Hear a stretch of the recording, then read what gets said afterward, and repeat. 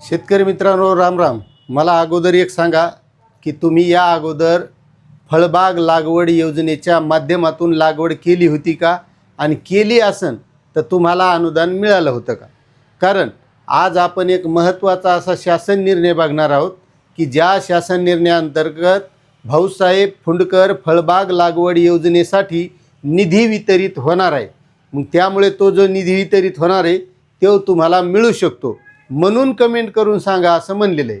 आता एक लक्षात घ्या, महात्मा गांधी रोजगार हमी योजनेच्या अंतर्गत फळबाग लागवड योजना करता येते. मात्र या योजनेमध्ये जे शेतकरी पात्र नसतात अशा शेतकऱ्यांसाठी भाऊसाहेब फुंडकर फळबाग लागवड योजना चालू केलेली आहे आणि त्या शेतकऱ्यांना निधी वितरणाचा शासन निर्णय आलेला आहे.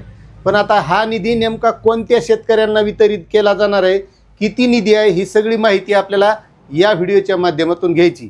पण पहिली गोष्ट, जर तुम्ही आपलं चॅनल सबस्क्राईब केलेलं नसेल तर लगेच सबस्क्राईब करा, एक लाईक करा, सबस्क्राईबच्या बाजूचं जॉईन बटनसुद्धा दाबायला विसरू नका. तर मित्रांनो, राज्य सरकारनं महत्त्वाचा असा 30 कोटी रुपये निधी वितरणाचा शासन निर्णय घेतलेला आहे.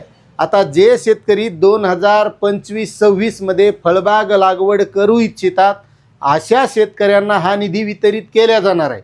मात्र त्यापूर्वी ज्या शेतकऱ्यांनी या अगोदर म्हणजे 2023-24 किंवा 2024-25 मध्ये फळबाग लागवड केली होती आणि त्या शेतकऱ्यांना हे फळबाग लागवडीचं अनुदान जर आलेलं नसलं तर अगोदर या शेतकऱ्यांना दिलं जाणार आहे. म्हणजे ज्यानं 2023-24 मध्ये केली ती, ज्यानं 2024-25 मध्ये केली ती, त्याला अगोदर दिल्या जाणार आणि जे काही उर्वरित राहिले मग ते यावर्षी जे 2025-26 मध्ये लागवड केलेली अशा शेतकऱ्यांना हे 30 कोटी रुपये वितरित केल्या जाणार आहेत, असा महत्त्वाचा राज्य सरकारनं शासन निर्णय घेतलेला आहे.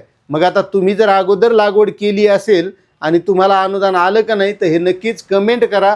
चॅनलवर नवीन असाल तर सबस्क्राईब करा आणि ही माहिती जास्तीत जास्त आपल्या शेतकऱ्यांना शेअर करा, म्हणजे त्याला सुद्धा कळालं पाहिजे अनुदान आलंय म्हणून. जय जवान जय किसान.